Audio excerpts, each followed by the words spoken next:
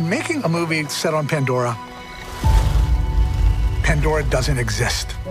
Which means we are not only designing everything in the world piece by piece, but building it, either in a virtual world or practically on physical sets. One of the main challenges of designing something from the ground up is not just the design itself, but it's all the details. To design every single thing in a world, every blade of grass, every leaf, every flower, every bug, it's daunting, but it's fun.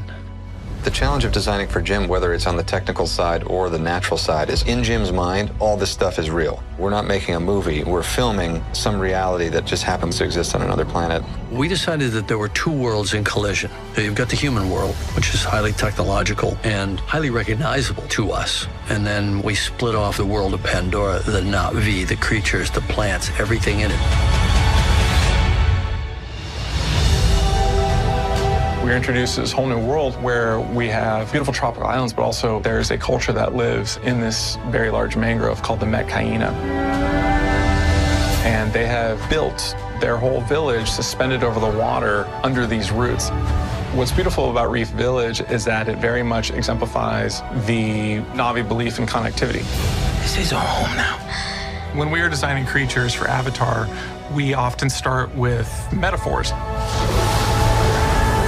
The Tulkun is evocative of a whale, but when you look at it, this is not a whale at all. There's many, many different things different with it. You may not literally know exactly what is referencing, but you feel it.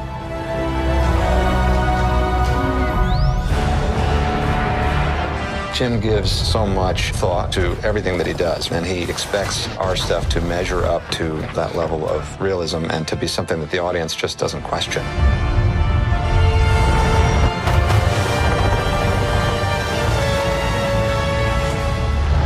Hell's Gate, as formidable as it may have seemed in Avatar 1, was just a tiny piece of what the RDA is doing. It wasn't the full might that's available back on Earth. The RDA has a lot of money, and they're not messing around, and they're not going to make the same mistake twice. So when they come back on a whole different scale.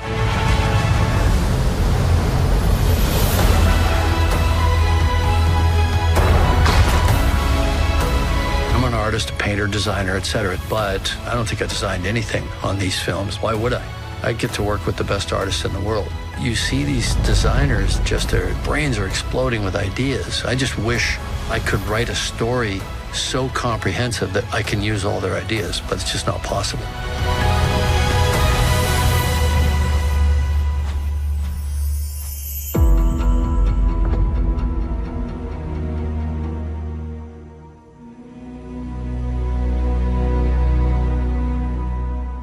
We had a costume designer, Deborah Scott, Academy Award winner I'd worked with since Titanic. She had to kind of have a foot in both worlds because she had to design all the costumes for the RDA, but she also had to have the whole other half of her brain to design all the costumes and jewelry and hair designs and hair decoration and everything for the Na'vi. Costume design is one of the most important parts of expressing a character, how a person dresses, what their clothes signify in a clan, people who perform different functions, the leader, the fisherman, a child, that all these people have a different place in the clan.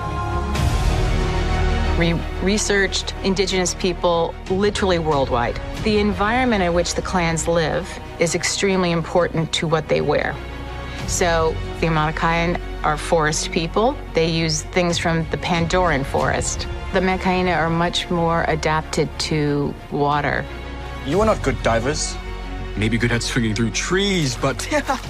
One of the main reasons that we've made the garments to completion is the motion of the garment cannot be understood without having the whole piece. So if something's heavy or feathery or light or stringy or fringy, the way these things move in air, standing in a breeze, underwater for sure, which is a huge part of the movie, you really have to have the sample to see what happens to it. I honestly believe that being able to create the garments in their full glory, as opposed to just a piece of 2D concept artwork, is changing the way that digital films will be made. Every fabric and every woven piece or every braid and feather, they all have their own life to them. They all move in their own way. And that's not something you can get from just looking at a piece of artwork and translating that to a screen. We work with Weta Digital on a constant basis. Even the smallest thing like a necklace goes for scanning, where they can actually map it. They read the texture, they read the color, and then they use all of that information in a virtual world.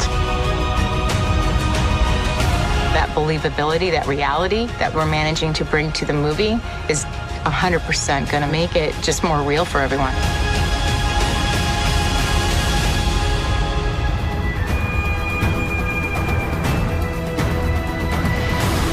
Years ago, and we were welcomed in such a warm way. It just feels like it's a gift that keeps on giving. What I can tell you about this film is the sparks fly. I feel very proud to be here. I love the movie that we created, and now we get to share it.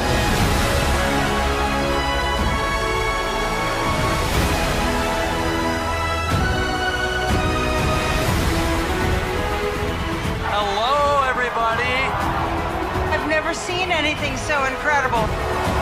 This is very special. Thank you, Korea. I see you. I see all of you. Thank you so much. I can feel your excitement about the movie. It means so much to me.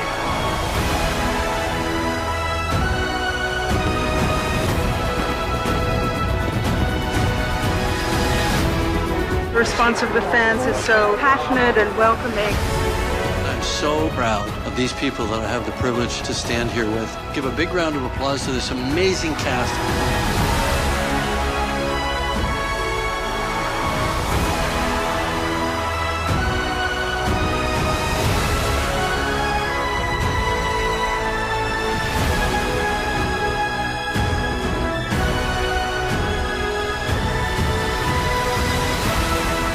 This right here, to be on this carpet, is a magnificent moment. Good things are always worth the wait.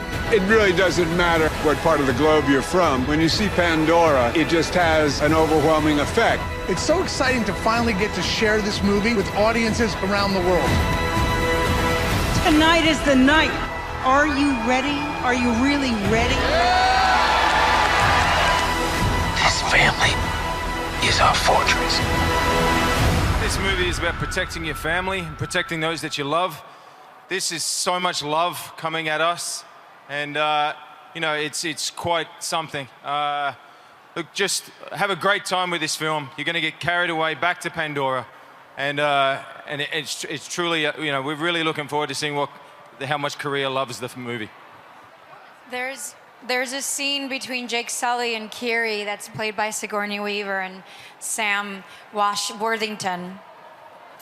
And he's asking her, how does Awa feel like? And she says, mighty. I know that you're going to remember that moment because that's exactly how you're going to be feeling as you're watching the movie. And I mean it with a lot of humility, no arrogance at all. It is that special. There's a moment when my character, Colonel Quartz, steps off the galactic transport and he looks around and he breathes in the air of Pandora. And we look forward to you all stepping off this transport and breathing in the luxurious air of Pandora. Remember, you're all seeing the film 2 days before the rest of the world. So don't call your friends in America and in Britain and give anything away, okay?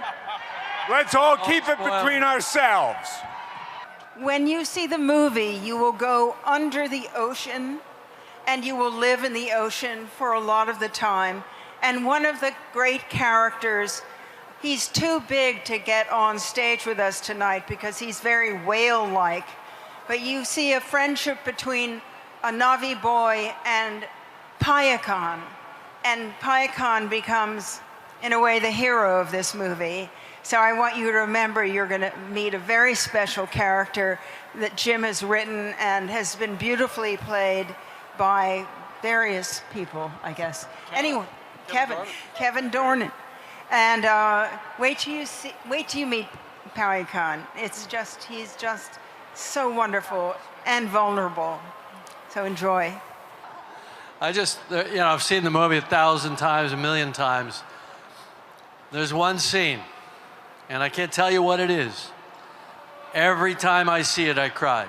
every time. And for the rest of my life, every time I see it, I will cry. It's because of these two actors right here that do something so extraordinary that it hits me in the heart every time. And I've seen it a million times. So I know it's going to get you too. And you know the one I'm talking about.